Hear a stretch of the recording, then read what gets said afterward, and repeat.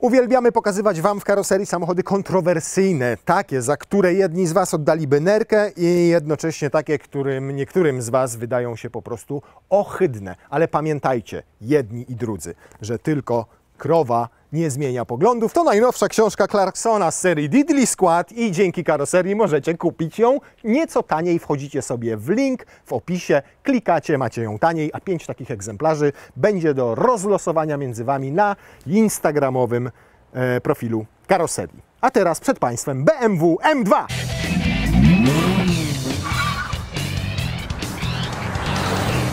BMW serii 2 już testowaliśmy na karoserii w wersji 240 i X-Drive. Tu możecie sobie obejrzeć jej test. Już wtedy uznaliśmy, że lepiej nie można skonstruować kompaktowego samochodu sportowego.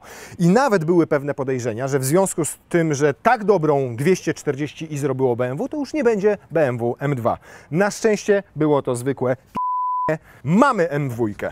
Tej generacji G87 mamy też silnik o oznaczeniu S58, czyli ewolucję silnika B58, natomiast pozmieniano tutaj bardzo dużo osprzętu. Sam blok silnika również rozwiercono, nieco inne ma średnice choćby tłoków, natomiast tutaj mamy już 460 koni mechanicznych, czyli o 90 więcej niż BMW M2 poprzedniej generacji o oznaczeniu F87. Skrzynia, oczywiście Steptronic 8-biegowy, tak nazywa ją BMW, natomiast w rzeczywistości jest to słynny ZF, który działa również w innych samochodach BMW i świetnie się w nich od lat sprawdza. Również jest w mojej Toyocie Suprze. Zobaczcie, jakie tutaj są doloty tutaj po bokach, ponieważ jeżeli chodzi o samo powietrze, o chłodzenie, o to, jak napędzane są turbiny, postawiono na to bardzo duży nacisk. Widać to też doskonale po tym wszystkim, co dzieje się tutaj. Tutaj chłodnica, nawet jedna poziomo ustawiona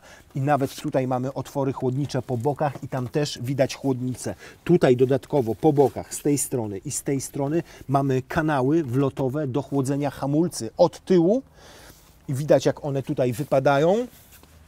O, tam z tyłu jest dokładnie za tarczą, więc idealnie wtedy powietrze wpada od tamtej strony na tarczę i dodatkowo ją chłodzi. Same tarcze są takie jak w BMW M3 czy M4. 6-tłoczkowy zacisk tutaj w kolorze czerwonym. Oczywiście pływająca tarcza. Z tyłu już tylko jeden zacisk. Nie można nawet w opcji mieć ceramiki, natomiast BMW twierdzi, że tak dopracowało te stalowe tarcze, że one w zupełności wystarczą nawet do jazdy torowej. No i pewnie zastanawiacie się, jak to brzmi, bo MK brzmieć powinna.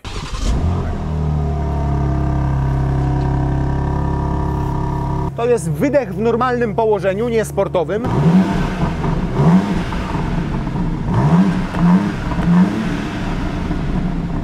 A teraz sportowy.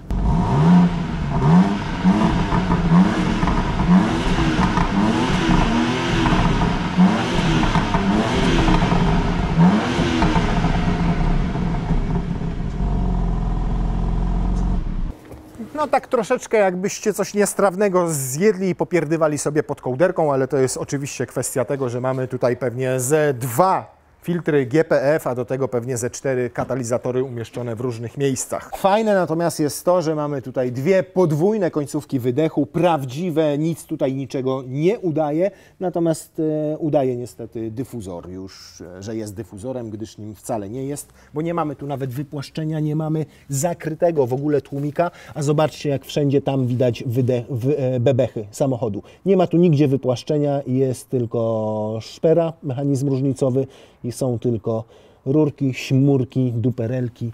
Nie ma tutaj żadnej płyty, która by to przykrywała i sprawiała, że docisk będzie nieco większy. Mamy za to kontrowersyjną stylistykę, bo wszyscy w komentarzach piszecie, że albo mi się bardzo podoba, albo mi się bardzo nie podoba. Mówię o komentarzach na Instagramie po tym, jak tylko zamieściłem zdjęcia tego samochodu. Bo nie podobają Wam się te kanciaste kształty, bo nie podobają Wam się lampy, bo nie podoba Wam się stylistyka, albo wręcz przeciwnie, bardzo Wam się podoba, bo jest inna. To ja radzę tak, zobaczyć ten samochód na żywo, bo rzeczywiście jak go patrzyłem na niego na zdjęciach i to jest tak z wieloma współczesnymi samochodami, to rzeczywiście jakoś kamera ani aparat nie oddają tego, jak one wyglądają w rzeczywistości. A naprawdę, jak na żywo spojrzałem na ten samochód, to mówię, kurde, nie tylko może być, ale będzie naprawdę w przyszłości też fajnie wyglądał. Inaczej. I o to chodzi, żeby taki samochód rzucał się w oczy, nie tylko jeżeli chodzi o stylistykę, ale też o lakier. Ten nazywa się Toronto Red i nie kosztuje dodatkowo nic, ponieważ lakiery te metaliczne są w standardzie, dopłaca się tylko za matowe w przypadku BMW M2. Felga, jaką tutaj mamy, też jest seryjna. Taki znaczek BMW z okazji ileś tam lecia istnienia marki też można mieć za darmo, wystarczy sobie zaznaczyć odpowiednią opcję, nie kosztuje nic dodatkowo. W naszym egzemplarzu mamy karbonowy dach i on już jest dodatkowo płatny, obniża masę samochodu o 6 kg, ale jednocześnie środek ciężkości tutaj obniża. I to jest trochę śmieszne, jeżeli chodzi o tą wagę, bo chwalą się tym, że obniża nam to masę o 6 kg w przypadku, gdy samochód waży, uwaga, tonę 800. Tonę 800, tyle co BMW M4. To trochę tak z tym karbonowym dachem, jakbyście się chwalili, że o kurna, ważyłem 180 kg, ale trochę zżarłem lżejsze żarcie i już ważę tylko 179 400. To jest dokładnie tak samo. Jeżeli chodzi o gabaryty, to w porównaniu z poprzednim M2 to nam urosło nam, jeżeli chodzi o rozstaw osi o 5,5 cm, jeżeli chodzi o długość o 10 cm. I wyobraźcie sobie, że M2 kompaktowe teraz ma większe rozmiary niż miało BMW E46. To pokazuje, jak to wszystko nam tyje i skąd się bierze ta dodatkowa masa, czyli te 1800 kg w tym przypadku. Szerzej mamy oczywiście w porównaniu choćby z BMW M240i, które testowaliśmy, tutaj na bokach, na nadkolach, ponieważ poszerzono rozstaw kół i z przodu, i z tyłu i auto łącznie jest około 4,5 czy tam 5 cm szersze. Jednocześnie ma już wymiary prawie takie jak M4 i ma 390 litrów bagażnika, co jak na kompaktowy samochód jest bardzo dobrym rezultatem i jak tak patrzycie gołym okiem, to ten bagażnik jest podobny, może nie aż tak bardzo głęboki, ale podobny jak w BMW M4 czy BMW M3. To ile nam tu wejdzie? Jedna walizka wejdzie tak. Druga walizka prawie wejdzie tak. Prawie niestety, ale nie do końca, w związku z czym nie domkniemy. Próbować na siłę nie będziemy. Możemy jeszcze spróbować zamianę zrobić. Tak, nie. Tak, owszem. Tu tak. Tu tak. No tak nie bardzo też. Tu nie. A jak zrobimy tak, no to tu też nie mamy miejsca na drugą taką walizkę, więc jedna wielka, ale jeżeli zaczniecie wypełniać tę przestrzeń albo miękkimi torbami, albo mniejszymi walizkami, średnimi, tudzież kabinówkami, to naprawdę idzie to sensownie ułożyć nie tylko na wyjazd dla 2 osób, ale nawet na wyjazd dla 3 czy 4. Pytanie, czy jak pojedziecie i te bagaże dla 3-4 osób zabierzecie, to też zabierzecie te 3-4 osoby, więc sprawdzamy tylną kanapę. Ustawienie zrobimy tradycyjnie przedniego fotela pasażera pod bąka. No, bąk powiedzmy tak pojedzie, tu już mam trochę mało miejsca na te kolana, ale jeszcze nie zawadzam, więc tak powiedzmy dałbym radę pojechać gdzieś dalej i na dłuższym dystansie. I jako teraz jest tutaj z tyłu, no wsiadanie nie jest super łatwe. Na szczęście jak odchylicie maksymalnie oparcie, to fotel podjeżdża z automatu elektrycznie do przodu, ułatwia Wam zajęcie tutaj miejsca. To odchylamy, wtedy fotel jedzie do zapamiętanej przed chwilą pozycji. Ciągle jedzie? No nie, mógłby przestać jechać. No tak, nad głową miejsca nie ma, jak widać, nie zaklinajmy rzeczywistości. Na stopy pod fotelem na szczęście jest, na kolanach no tak sobie, jest to typowo kompaktowe auto. Niemniej 2 dzieciaków jak tutaj wsiądzie, takich niezbyt rosłych, powiedzmy do 1,60 m, to będą mieli całkiem wygodnie, przyzwoicie i przestronnie. Samochód jest 4-osobowy, jak widać. Tutaj macie tylko taką półeczkę, na której można sobie trzymać telefon. Jest 3. strefa klimatyzacji, natomiast co ciekawe, nie ma tutaj żadnych gniazd USB, przynajmniej w naszej wersji. Być może można je dokupić za dopłatą. Mamy fajnie składaną kanapę i to jest duże zaskoczenie, bo czasami na przykład we dwoje takim samochodem chcielibyście sobie czmychnąć na narty i wtedy to akurat się bardzo przydaje.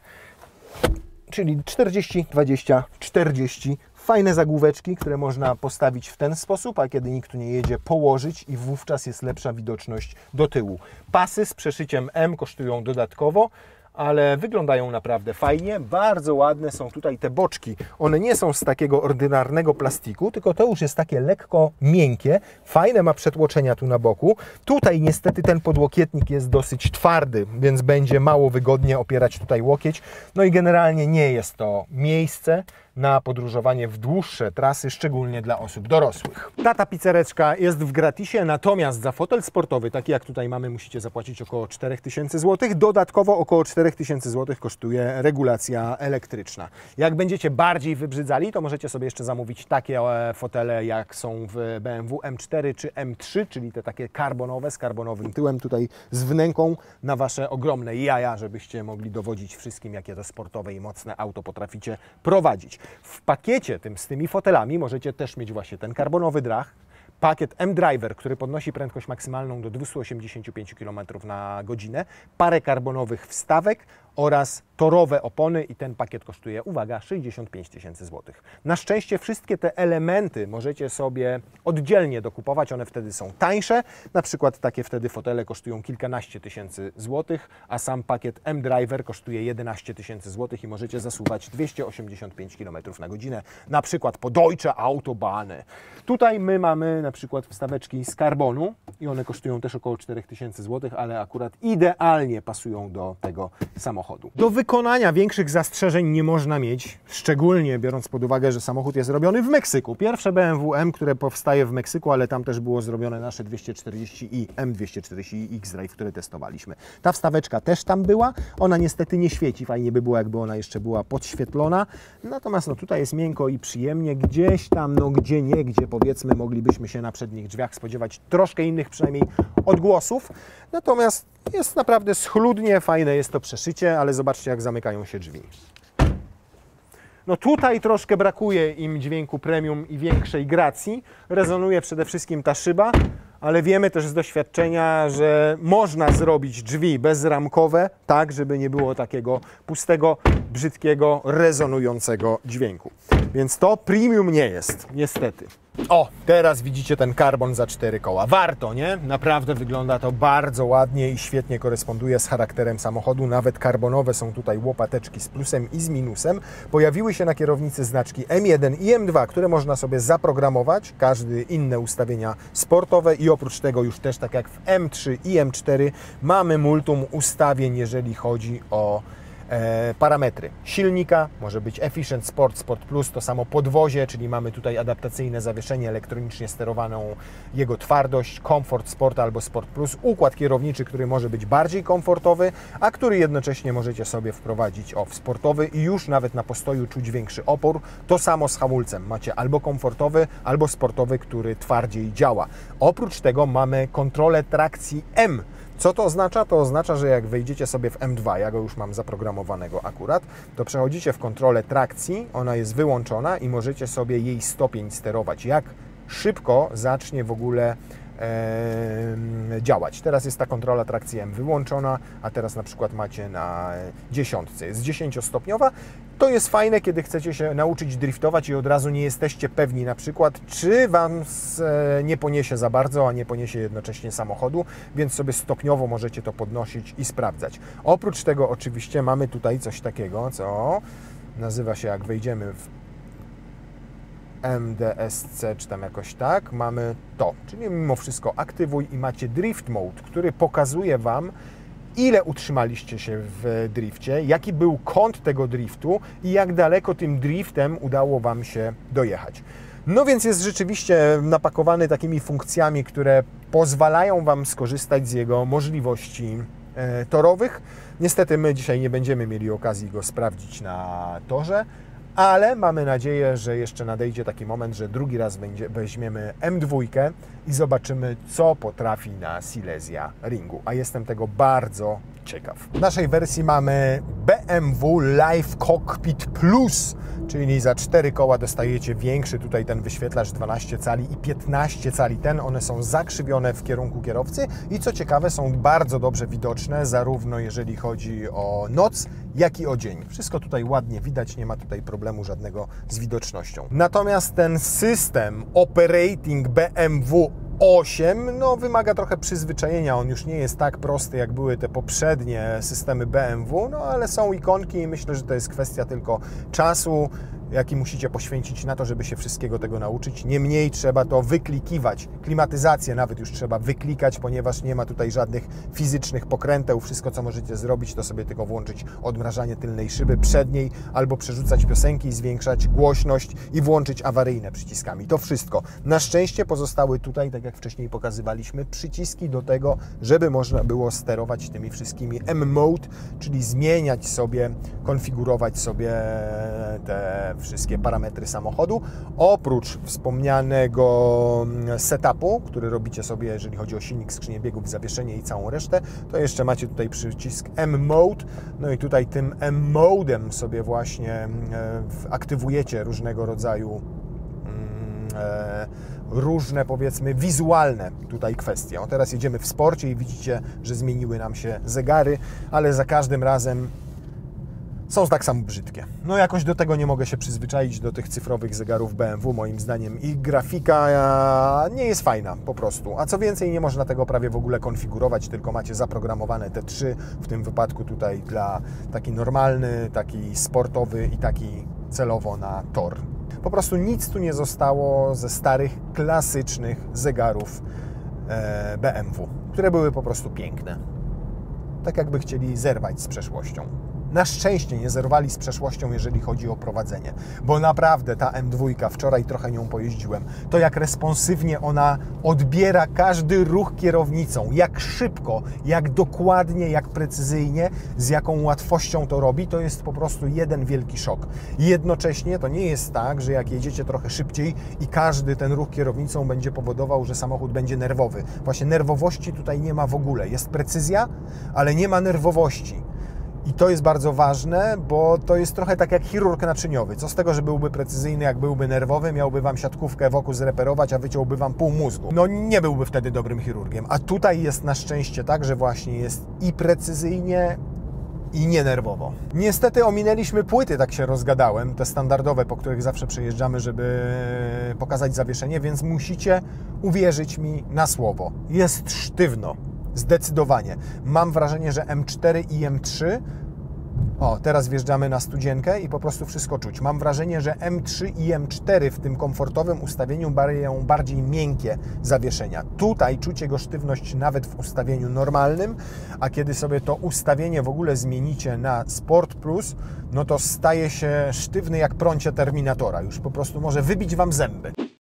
Oczywiście, oprócz tutaj tego adaptacyjnego układu jezdnego M, czyli który dba o to, żebyście mieli odpowiednią sztywność na amortyzatorach zależnie od ustawienia komfortowego, sportowego czy Sport Plus. Oprócz tego, że mamy tutaj układ kierowniczy ze zmiennym przełożeniem i o różnych oporach, zależnie czy wybierzecie komfort czy sport, to mamy też tutaj sportowy mechanizm różnicowy M na tylnej osi. To pikanie, które słyszycie, to wymogi Unii Europejskiej, które nakazują, żeby informował Was samochód sygnałem dźwiękowym o tym, że przekraczacie prędkość. Nawet km na godzinę. I za każdym razem pęk, pęk, pęk. Fajne jest bardzo to, że w takich normalnych okolicznościach, kiedy jedziecie sobie niespiesznie, bo nie pozwalają Wam przepisy, bo chcecie odpocząć, to ten samochód gwarantuje Wam względny komfort, ciszę, nie jest w ogóle narowisty, delikatnie dotykacie pedał gazu, on sobie delikatnie wtedy przyspiesza. W ogóle absolutnie niczym się nie odróżnia od takiego M240i z X-Drive'em, którym jeździliśmy. Porównywalne wrażenia z normalnej, spokojnej jazdy, nawet zużycie paliwa podobne, teraz mamy 8,9 litra. No tam może będzie 2 litry mniej, powiedzmy. No to sporo. Natomiast on absolutnie nie jest brutalny, nie jest wulgarny, nie jest narowisty, da sobie radę z prowadzeniem go. Każda pani, która zrobiła wczoraj prawo jazdy, a dzisiaj musi pojechać nim po bułki do sklepu, nawet dzieciak bez prawa jazdy w wieku około 8, 9, może 10 lat też tu wsiądzie i się odnajdzie i jak mu powiedzieć co robić, to pojedzie tym samochodem i się nie zabije, bo po prostu to auto jest normalne, zwyczajne. Dopiero w momencie, kiedy nawciskacie tych wszystkich M, dopiero kiedy sobie zaprogramujecie auto i wciśniecie sobie tutaj M2 2 razy, żeby potwierdzić,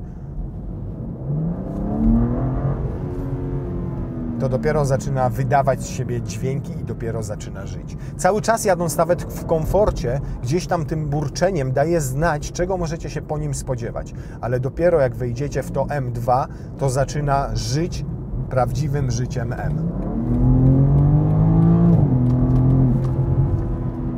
4,1 sekundy do setki. Wydaje Wam się, że to niedużo?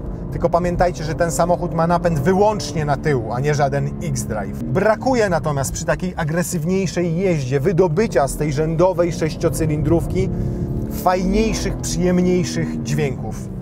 Ona brzmi tak bardzo surowo, gdzie ja wiem po swojej Suprze, możecie posłuchać tutaj, że z tych silników S58 i B58 naprawdę można wycisnąć piękne, soczyste dźwięki.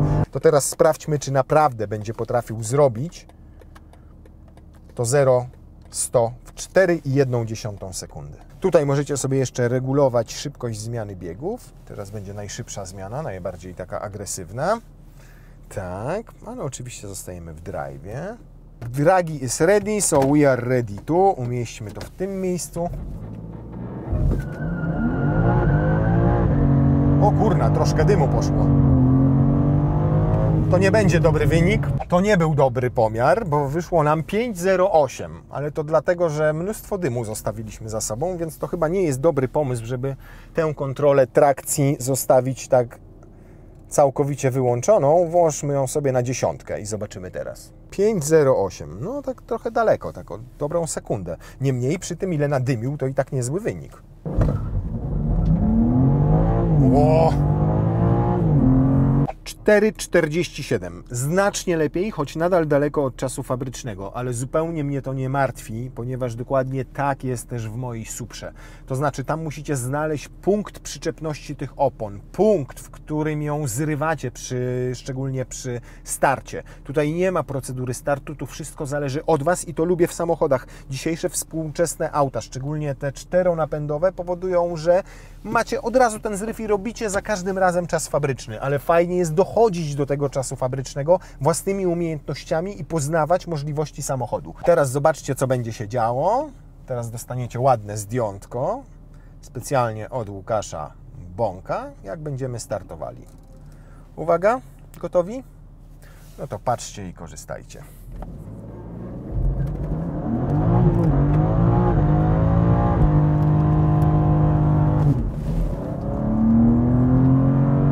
Nie ma za co. I to kocham w BMW. I za to kocham BMW. A teraz spróbujemy zrobić 4,1. Mamy rozgrzane opony i uwaga.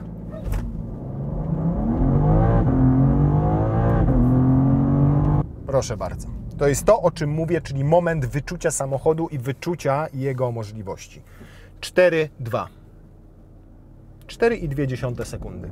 Już złapaliśmy temperaturę opon, już złapałem moment, w którym on złapie uślizg i jak na dwie osoby na pokładzie, tylko 1/10 sekundy gorzej w porównaniu z danymi producenta, to już jest bardzo dobry wynik. No dobrze, to wchodzimy sobie w Efficient i w Comforting i wszystko jest, o proszę, wraca do normy, lecimy sobie 120, resetujemy sobie komputer pokładowy i cieszymy się po prostu niespieszną jazdą. Czy BMW M2 się do tego nadaje?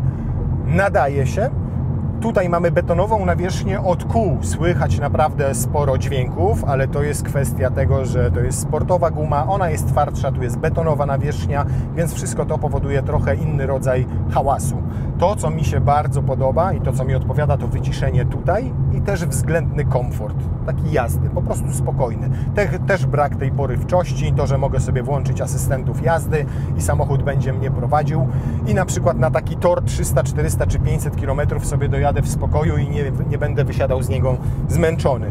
Mam regulację tutaj podparcia pod uda, mam regulację boczków, po prostu można się w BMW M2, które ma 460 koni i robi setkę w około 4 sekundy, najzwyczajniej w świecie zrelaksować. Można sobie włączyć Harmana Kardona, który kosztuje tutaj zaledwie 2500 zł i do niego akurat warto dopłacić i fajnie i przyzwoicie gra. I naprawdę, zobaczcie, tu wjeżdżamy teraz na asfalt i od razu zmieniły się te szumy od opon. Na betonowych nawierzchniach jednak ta twarda guma w sportowych oponach, tutaj mamy Michelin Pilot Sport 4S, no nie jest dobra, dużo lepsza jest na asfalcie. O, teraz wszystkie w ogóle ustały jakiekolwiek dźwięki.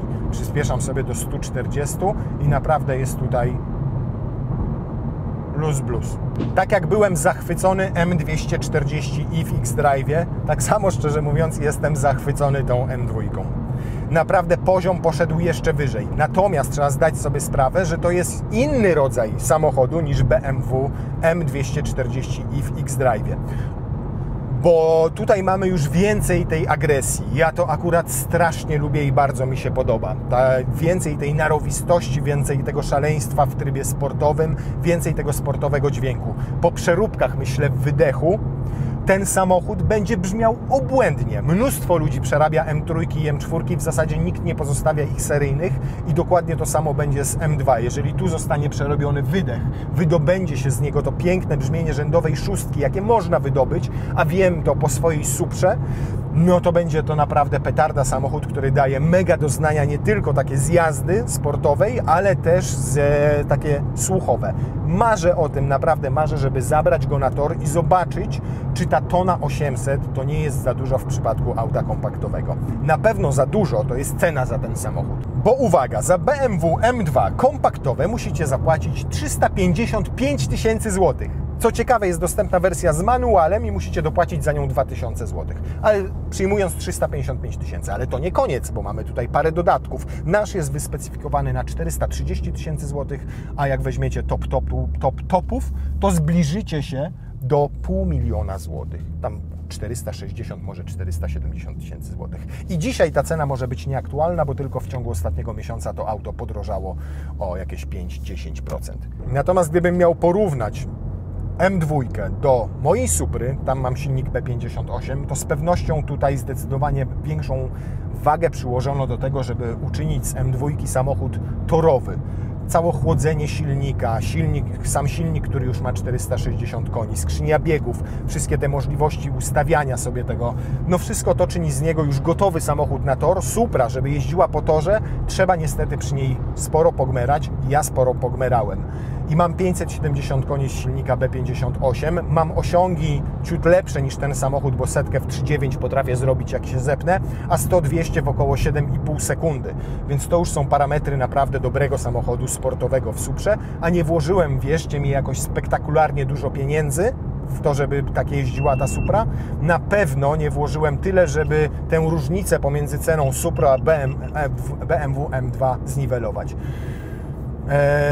I Supra, szczerze mówiąc, w takiej agresywnej jeździe daje więcej wrażeń tych takich akustycznych i generalnie sportowych, tam wszystko bardziej czuć. Za to w tym aucie to wszystko jest nieco bardziej cywilizowane i lepiej nadaje się jako takie auto uniwersalne. Więcej miejsca, nowocześniejsza ta technologia, lepsze wykonanie, przyjemniejsze materiały, 2 dodatkowe siedzenia z tyłu, większy bagażnik. A mówię to wszystko, bo w komentarzach na Instagramie pytaliście i prosiliście, weź porównaj ze swoją Suprą, jak to się ma. No więc tak się ma, że to jest bardziej uniwersalne, bardziej rodzinne nawet auto, tak bym powiedział, które daje już w standardzie mnóstwo frajdy z jazdy. Nad Suprą, żeby dawała mnóstwo frajdy z jazdy, trzeba trochę popracować, ale też taka zawsze była filozofia produkcji Supry. A teraz idę na obiad, bo ten samochód naprawdę wysysa z człowieka emocje.